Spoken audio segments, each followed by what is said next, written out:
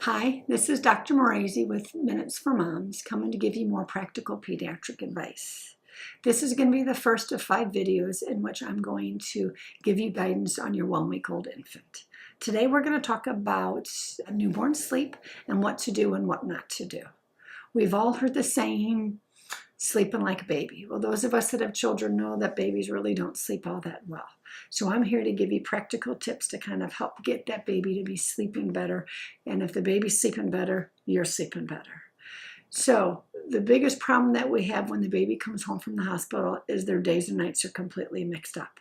The reason why that their days and nights are mixed up is during the day, that mom was moving, was doing her work around the house or whatever else activities that she was doing, and the baby was kind of more confined. At night, when the mom would go to sleep, there was more ability for that baby to move, and so the baby was more awake at night. So when the baby is born, their days and nights are completely mixed up. So what you're going to do to help get those days and nights flipped back accordingly is during the day, I want the baby where all the noise and commotion is. The baby's still going to sleep through the majority of all that stuff, but you want to get that baby used to having that noise during the daytime. The other thing that you're going to do is you're going to make sure that baby does not sleep longer than 2.5 hours at a time.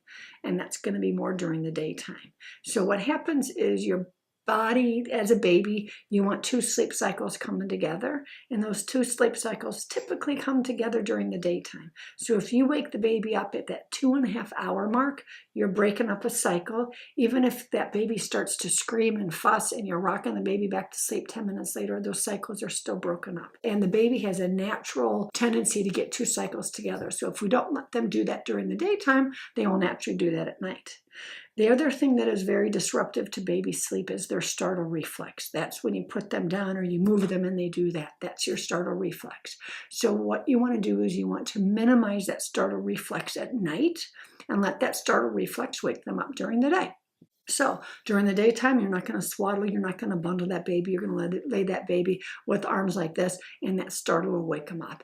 At night, you're going to take that swaddle blanket or just a regular kind of infant blanket, and you're going to swaddle you with those arms up like this, or you're going to swaddle with those arms completely down, and you're going to minimize that startle reflex. So when that baby hits its light phase of its sleep, it can't fully startle and wake up, and with that, those 2 sleep cycles are going to come together. So those are probably the 2 biggest tips that I can give you to kind of help get that baby to sleep through the night.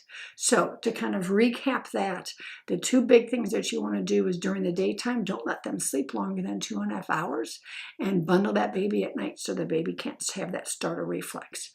There are several safe sleep practices that I do want you to make sure that you follow. First thing is always put the baby to sleep on his or her back. Number 2, always use a firm surface that the baby is sleeping on. Number 3, make sure that you don't have anything in the crib. That means no blankets, no pillows, no stuffed animals, no bumper pads.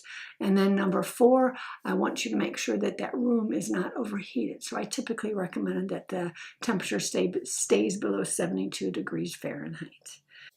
So if you like this video, please make sure that you subscribe to Minutes for Moms and give me a like.